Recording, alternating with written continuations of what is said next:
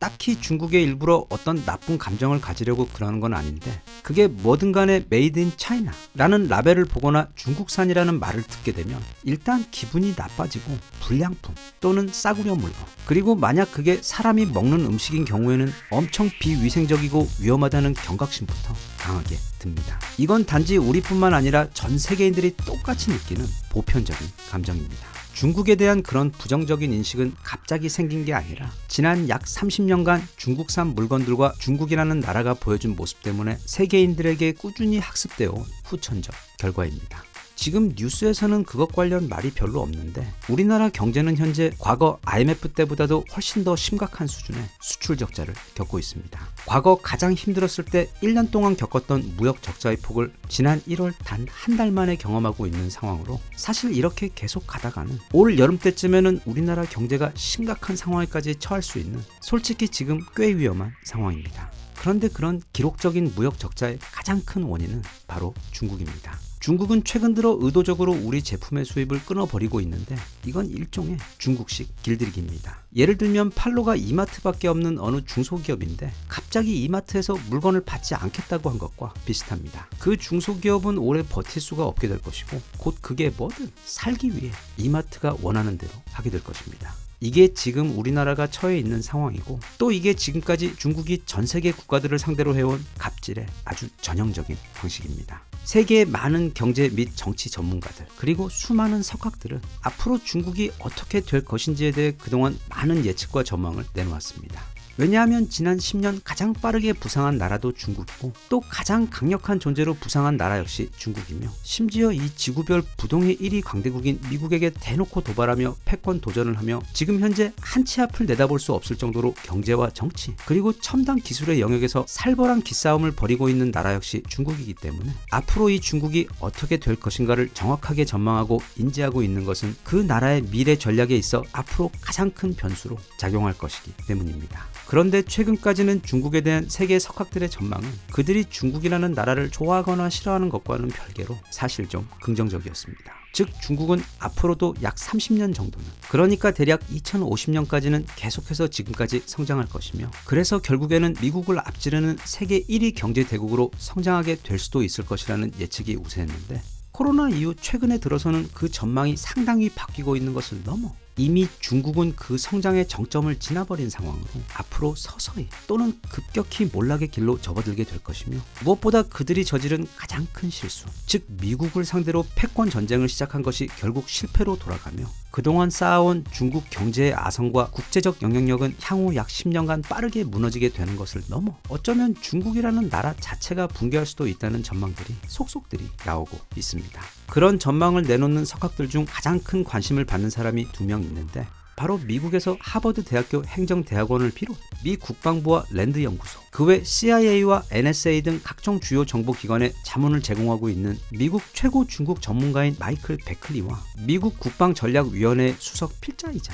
미 국방부 전략기획 담당 특별보좌관이었던 할 브랜드, 이렇게 두 사람입니다. 이들은 얼마 전 방대한 데이터를 바탕으로 분석한 앞으로 중국이 어떻게 무너질 것인가에 대한 매우 구체적이면서도 반박하기 어려운 주장들을 종합하여 거의 논문 수준의 밀도를 가진 엄청난 책을 발표를 하며 지금 미국에서 커다란 이슈가 되고 있는데, 그게 어떤 내용인지 같이 한번 살펴볼까 합니다. 일단 두 사람은 중국이라는 나라의 영향력이 얼마나 거대한지 가감없이 인정하는 것부터 시작합니다. 네, 실제로 현재 중국의 영향력은 어떤 면에서는 거의 미국에 버금갈 정도로 막강합니다. 1976년 마오쩌둥이 사망했을 당시만 해도 중국은 전 세계에서 가장 못 사는, 거의 처참할 정도로 가난한 저개발 국가로 남아 있었습니다. 그런데 1978년부터 2018년 사이 그 30년 동안 중국의 GDP는 무려 37배나 증가했고, 경제 규모와 제조업 생산, 무역 흑자, 또 외환 보유고에 있어 미국을 제치며 세계 최대 국가가 되었는데, 게다가 이러한 폭발적인 경제적 성장의 힘을 바탕으로 1990년부터 2020년 사이 국방비 지출 역시 무려 10배나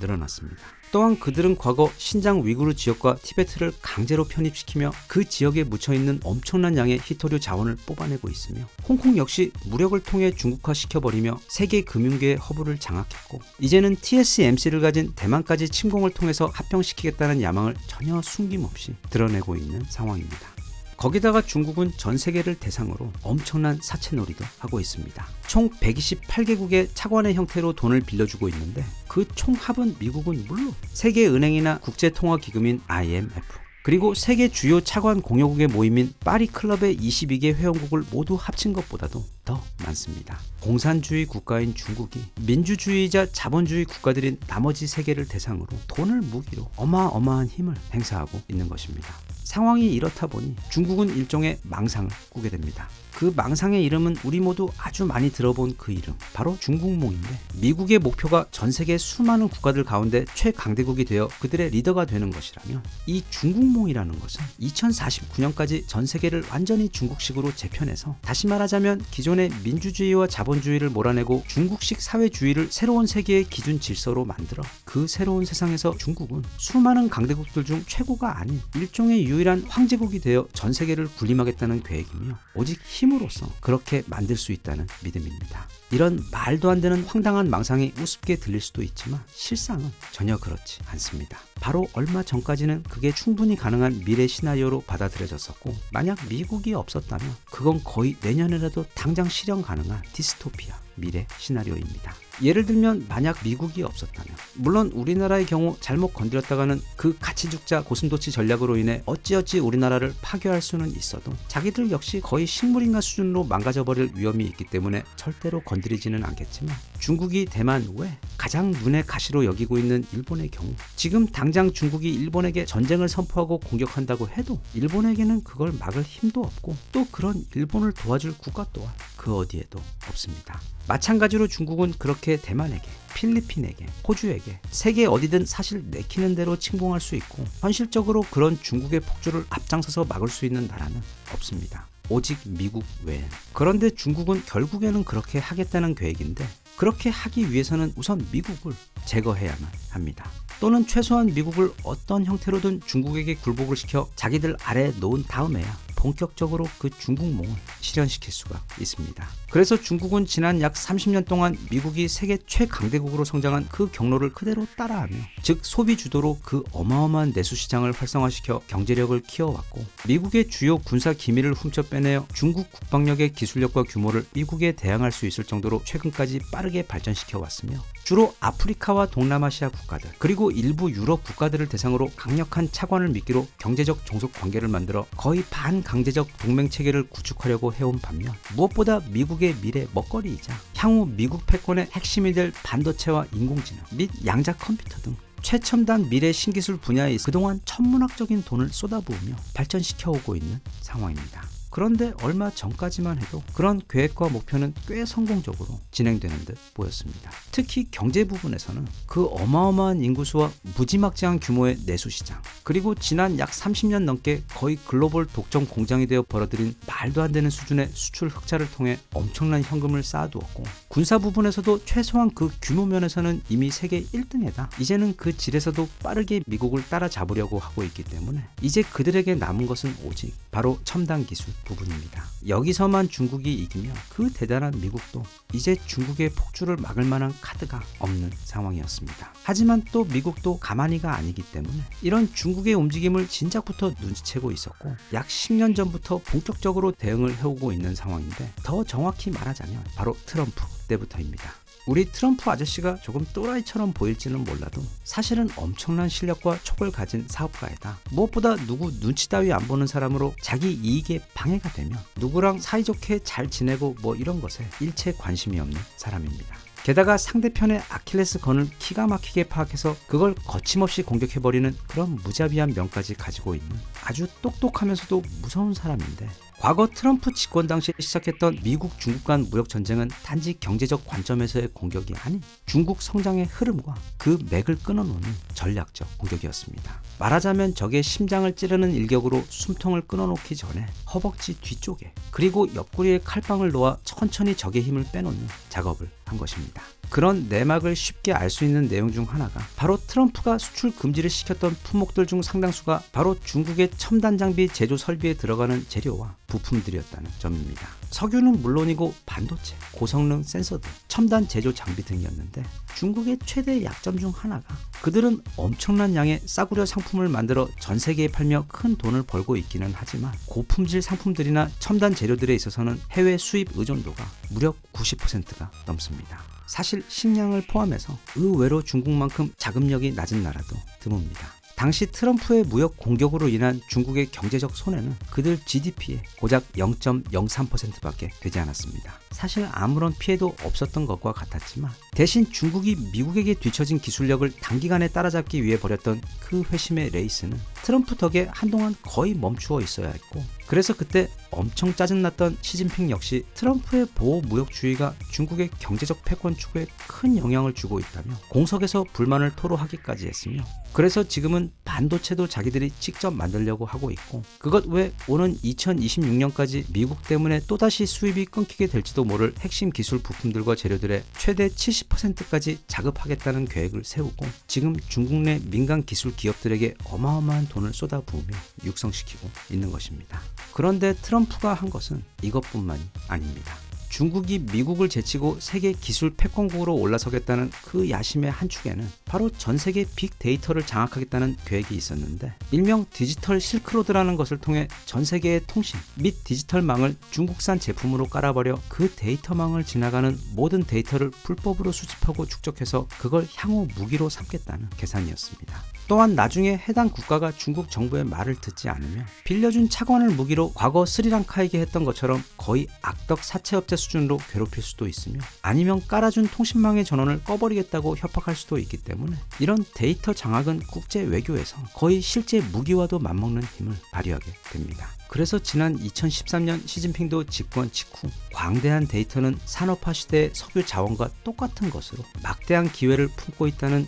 의미심장한 말을 한 후 이후 주로 돈이나 기술력이 없는 아프리카나 동남아시아 국가들에게 돈을 빌려주는 형태로 중국산 화웨이 통신 장비로 그 나라의 통신망을 구축하도록 했는데, 돈을 미끼로 한 그 유혹이 얼마나 강했던지 심지어 영국마저도 화웨이의 5G 네트워크를 영국에 구축할 뻔했는데, 그때 트럼프가 영국에게 안보가 훼손되기 쉬운 통신망을 구축한 국가와는 앞으로 미국은 중요한 정보를 공유하지 않겠다고 엄포를 놓음으로써 영국은 즉시 제정신을 차리고 그 계획을 철회한 사례가 있습니다. 하지만 이미 전 세계 140개국을 대상으로 국제 해저 케이블의 12%, 그리고 압도적 점유율의 세계 대규모 클라우드 컴퓨팅 서비스 독점, 세계 광섬유망의 15%, 또 세계 각국 수도 165곳을 대상으로 한 위성 서비스를 제공하게 되면서 결과적으로 사실상 국제 데이터 전송량의 95%를 중국이 독점하게 되는 상황이 바로 얼마 전까지 벌어졌습니다. 그러자 행동하는 남자 트럼프는 앞뒤 볼 것 없이 그 본진인 화웨이를 직접 때려버리고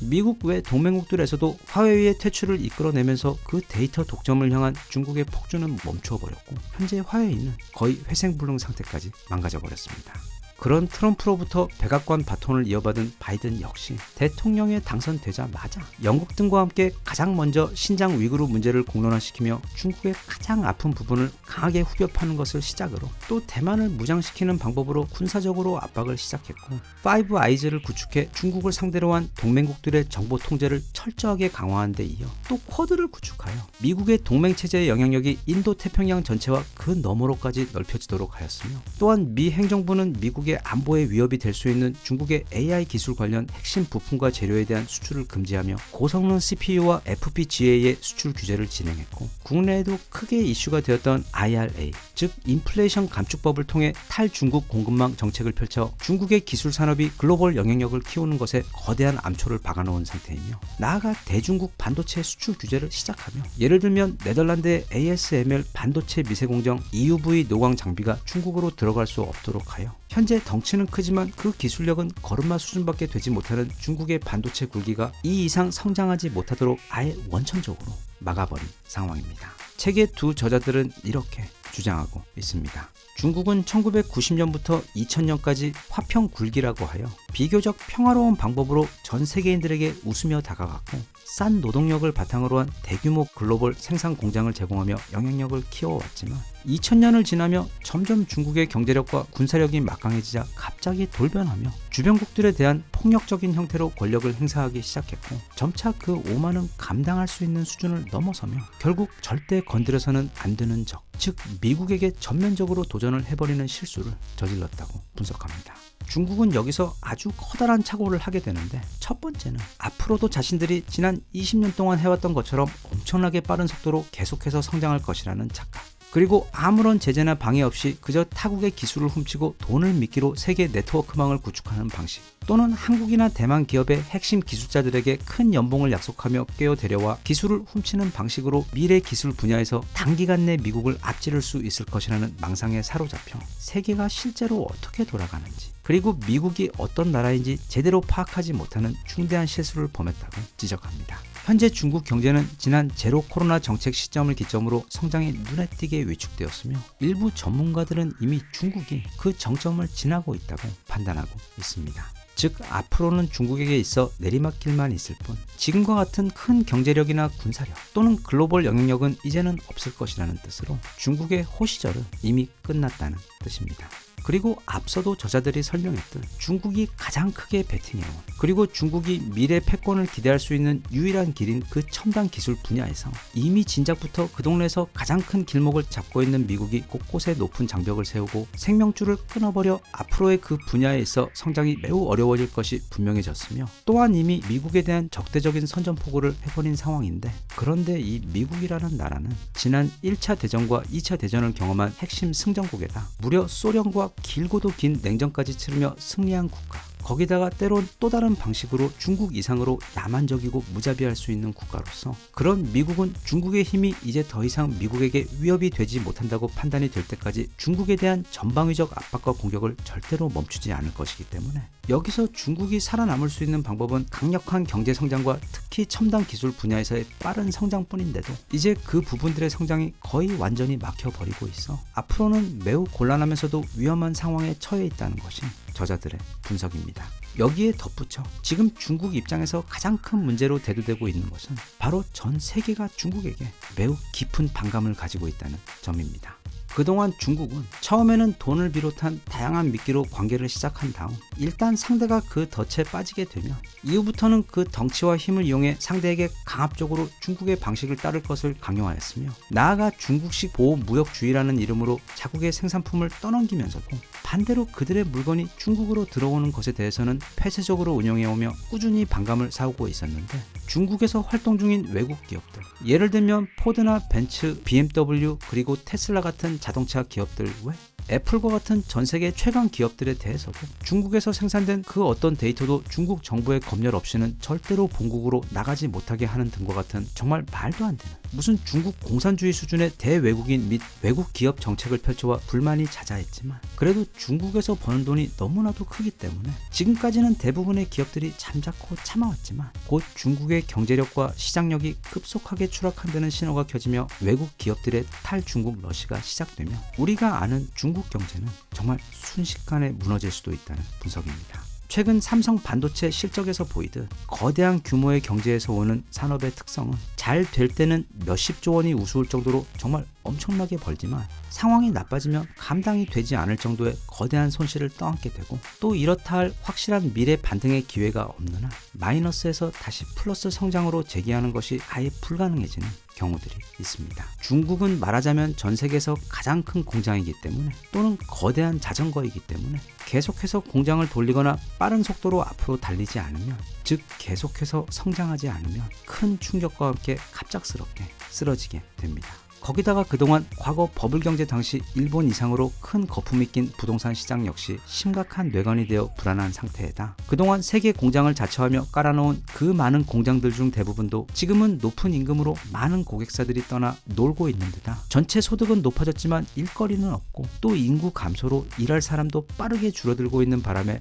경제의 기본 체력 또한 크게 약화되고 있는 상황으로 안 그래도 지금 위태위태했던 상황인데 거기다가 감히 겁도 없이 무려 미국을 굴복시키고 세계 패권을 잡겠다고 호기롭게 선포하며 시작한 그 전쟁 덕에 중국의 미래 먹거리인 첨단 산업 분야에서 지금 완전히 막혀버려 앞으로는 과거와 같은 성장은 기대조차 할 수 없는 상황이다. 그동안의 중국의 행패로 인해 중국의 붕괴를 손꼽아 기다리고 있는 국가들이 전 세계에 하루가 다르게 늘어나고 있기 때문에 앞으로 또는 향후 10년 사이 중국의 운명은 현재 매우 어두운 상황입니다. 참고로 여기 소개하고 있는 이 두 저자들의 책은 410페이지가 조금 넘는 책인데 거의 1000페이지도 넘을 정도의 엄청난 양의 데이터와 자료를 상당한 수준의 인사이트로 압축해 놓은 거의 아주 잘 쓴 최고 논문 수준의 자료로서 중국 관련 양질의 최신 정보가 필요하신 분들께는 이보다 더 좋은 자료는 없을 정도로 간만에 보는 정말 훌륭한 책으로 필요한 분들께는 강력하게 추천드립니다. 어찌 보면 중국은 일종의 신생 국가입니다.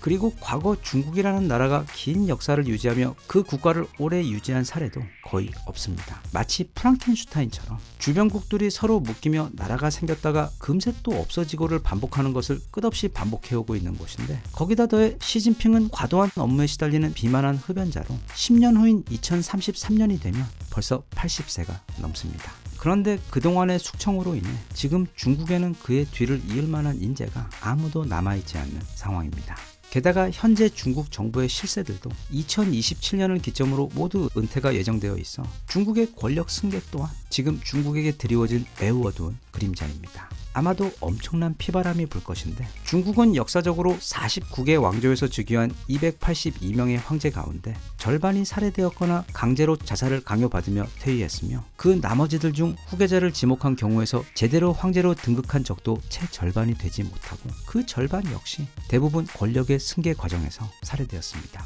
중국 역사에서 완전히 공식적으로 질서 있게 지도자 승계가 이루어진 경우가 딱 한 번 있었는데 그게 바로 2012년 시진핑이 집권했을 때입니다. 하지만 시진핑 역시 빠른 성장의 계단을 올라가며 전 세계적으로 너무도 많은 적을 만들었고 무엇보다 전 세계에서 가장 싸움에 이골이 난 최강 싸움꾼 미국에게 선전포고를 하는 치명적인 실수를 저지르는 바람에 중국은 앞으로 지난 20여 년간 누렸던 그 짧은 영광을 말 그대로 중국몽, 즉 한낮의 꿈으로 남긴 채 또다시 과거 늘 그래왔던 것처럼 역사 속으로 사라지게 될 확률이 현재 매우 높아 보입니다. 역사적으로 보면 빠른 속도로 패권을 쥐며 권력의 자리에 오른 과거 제국들이 그 성장의 정점에서 하락을 시작하며 패권을 잃게 되는 위기가 찾아오며 상황을 반전시키기 위해 매우 위험한 극단적인 선택을 하는 경우들이 많았습니다. 중국의 경우 그게 대만을 향한 침공 전쟁이든 아니면 그게 뭐든 간에 우리나라에게 엄청난 영향을 미칠 것이 분명합니다. 부디 우리 주변국에 대한 이러한 지정학적 흐름에 대해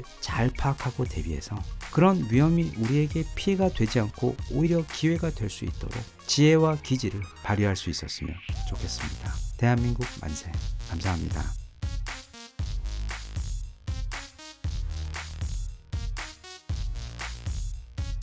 Sun up, sun down.